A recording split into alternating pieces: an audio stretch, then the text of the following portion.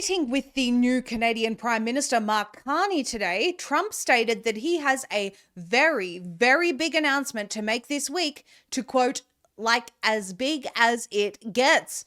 We'll tell you more about that in a moment. But first, we want to remind you about Mr. Mark Carney. Remember recently we did a segment on this man and his potential ties to Ghislaine Maxwell and Epstein himself? At the time of his election win, he boldly stated that Canada's relationship with the United States was over. Here's a refresher of that bold statement.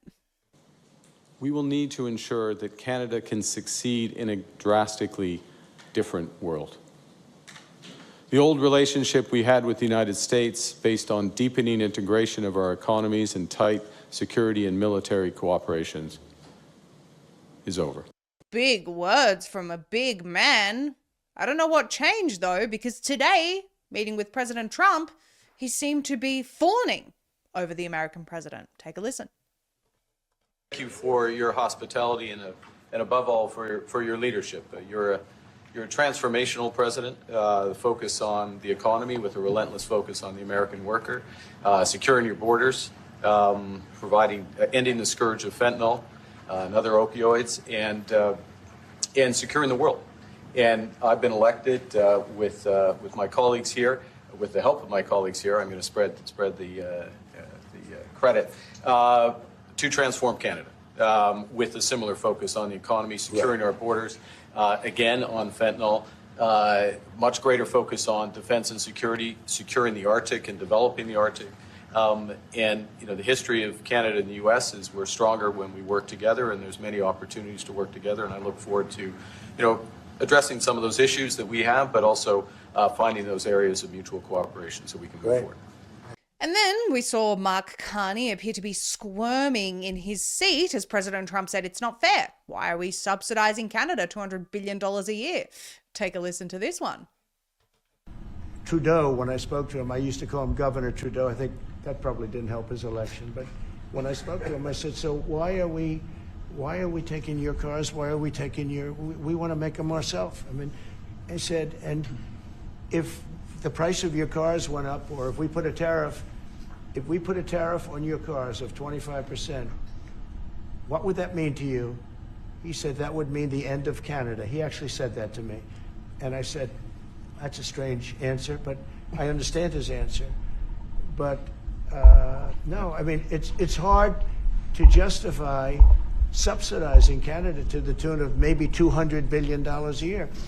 We protect Canada militarily, and we always will. We're going to, that's not a money thing. But we always will. But, it's not fair.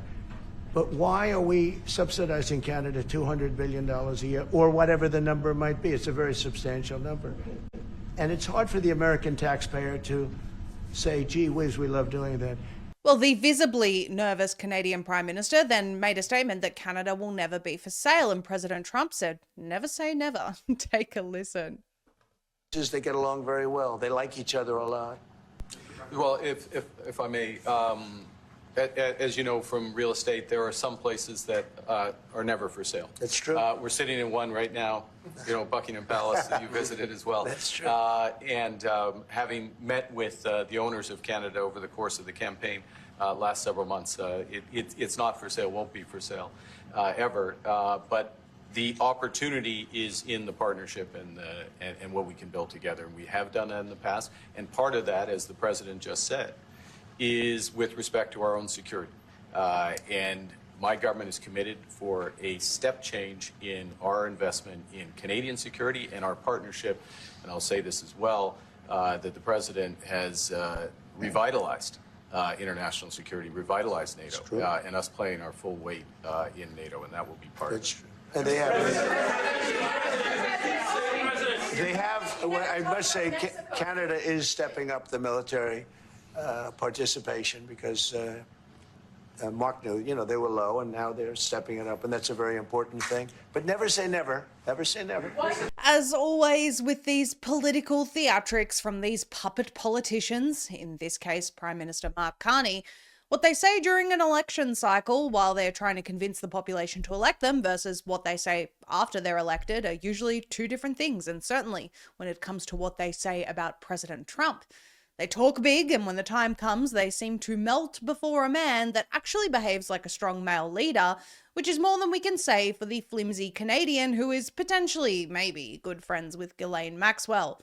But one of the most important moments from the press conference dropped by President Trump may not have anything to do with Canada at all. President Trump just teased one of the, quote, most important announcements in years is coming within days. Now, during the press conference, he was referencing an upcoming trip to the Middle East and Saudi Arabia, and the tease came after that. He said, I think before that, we're going to have a very, very big announcement to make, like as big as it gets, he says. Let's take a listen.